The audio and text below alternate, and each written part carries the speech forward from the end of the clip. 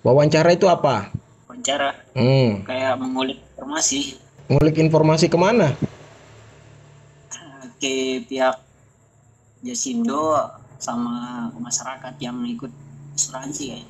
Ya, jadi wawancara itu kan bertanya ya, tanya jawab kepada Jawab. orang yang kita tentukan sebagai informan.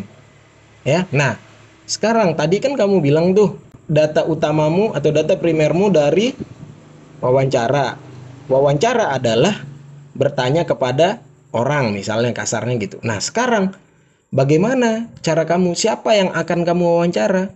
Bagaimana cara kamu menentukan siapa yang akan kamu wawancara sekarang? Itu masuk ke teknik sampling Sam- ini, teknik penentuan informan ini. Bagaimana cara kamu? Ada nama tekniknya. Sekarang saya tanya kasarannya deh. Sekarang kamu mau wawancara siapa aja? Wawancara apa namanya yang menyelenggara asuransi PT Jasindonya sama yang ikut asuransi kayak. Berapa orang yang akan kamu wawancara rencananya? Nah, itu belum. Nah, itu harus tahu dulu berapa orang. Nah, misalnya gini, kamu mau wawancara orang di Jasindo, misalnya gitu. Orang mana yang di Jasindo yang akan kamu wawancara? Siapa? Mungkin karyawan nih, Kenapa karyawan? kan dia yang lebih mengetahui dari pihak sana. Nah, ada selain karyawan, kan kamu bilang tadi saya tanya, kenapa karyawan? Kan dia yang mengetahui, lebih mengetahui gitu kan? Nah, selain karyawan, ada yang lebih mengetahui dari karyawan. Siapa kira-kira? Bos. Nah, Atasannya. bosnya, ya atasannya. Jadi informan itu ya orang yang kita tanya berarti orang yang harus memiliki kredibilitas untuk menjawab pertanyaan kita. Artinya kredibilitas tuh dia punya kemampuan, dia punya kekuasaan, dia punya ilmunya untuk menjawab pertanyaan kita sehingga data kita itu akurat. Kan misalnya kalau kita mau tanya praktek asuransi kan kita tidak mungkin tanya tukang parkirnya, ya kan? Iya sih nggak Mung- mungkin. Mungkin tukang parkirnya ngerti, tahu, tapi kan kredibilitas jawabannya kan dipertanyakan, diragukan. Ya, jadi lebih baik kalau kalau kita wawancara itu makanya kalau orang wawancara itu orang yang langsung memang mengerti, langsung atasannya gitu. Jadi kamu tentukan, misalnya ada divisi apa tuh di Jasindo. Di bagian asuransi ini ada divisi apa? Jadi supervisor kah, kepala cabang kah, manajer kah gitu. Ya. Lalu misalnya tadi kamu bilang masyarakat. Masyarakat siapa yang kamu wawancara? Masyarakat kan luas. Masyarakat siapa yang kamu ingin wawancara? Berapa orang? Masyarakat. Berarti kalau kita ngambil ke masyarakatnya lebih yang ikut asuransinya sih. Nah, yang ikut asuransinya berapa orang? Dua atau tiga lah kalau ini. Satu Kenapa udah dua cukup atau atau tiga? gimana? Kenapa dua atau tiga? Semua ada Mungkin kalau alasannya. terlalu nggak tahu ya. Coba, coba. Kenapa dua atau tiga? Coba aja, coba jawab aja. Mungkin kalau terlalu banyak apa nih? Misal kan Hmm. Kalau terlalu gimana banyak, jelasin? kalau terlalu banyak kenapa? Udah bener nih. Kalau terlalu banyak kenapa?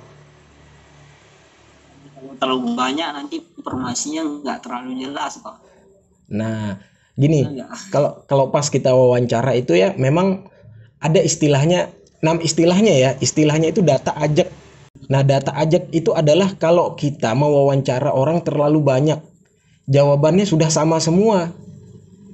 Misalnya, misalnya nih kita tentukan 10 orang awalnya, misalnya ya, kita tentukan, oke, saya mau mewawancarai 10 orang misalnya. Nah, sampai di orang kelima itu jawabannya sama semua misalnya.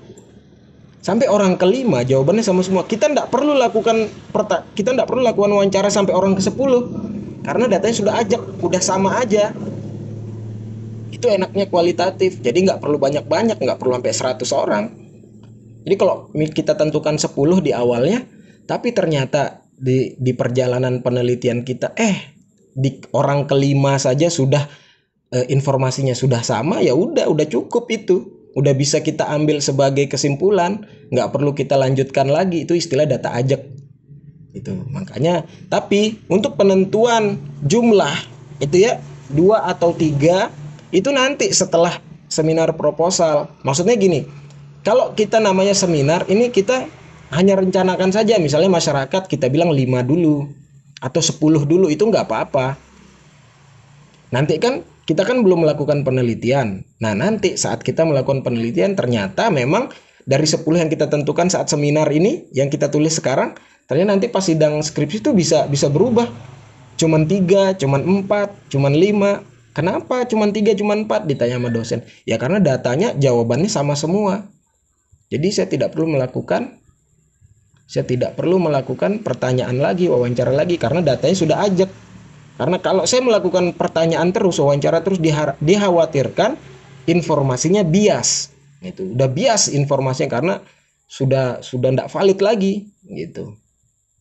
Ya, nah jadi teknik samplingnya ada namanya.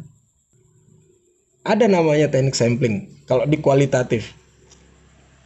Apa namanya kok? Nah, kamu pernah dengar purposive sampling enggak? Belum pernah kayaknya. Nah, purposive sampling itu sampling yang berdasarkan kriteria yang ditentukan oleh peneliti. Jadi kamu sendiri yang menentukan kriterianya. Sekarang misalnya saya tanya, kamu sebagai peneliti gitu ya, kamu menentukan kriteria orang-orang yang akan kamu wawancara itu kriterianya seperti apa aja, orang yang seperti apa. Yang di masyarakat atau Ya boleh di mana aja, di Jasindo, di masyarakat, kamu udah yang tentukan. Coba misalnya di Jasindo dulu. Kalau Jasindo kan yang lebih lebih menguasai lah. Yang lebih menguasai. Terus kriteria yang Kalau kedua. di masyarakat mungkin yang kalau di masyarakat mungkin yang ikut di asuransi itu, kan dia yang mengetahui beluknya asuransi ini gitulah. Ya oke. Misalnya satu kriteria tadi dari Jasindo, Ya. pegawai yang menguasai. Selain itu apa lagi? Oke, masyarakatnya orang yang ikut asuransi. Nah, itu namanya purposive sampling. Kamu yang tentukan sendiri.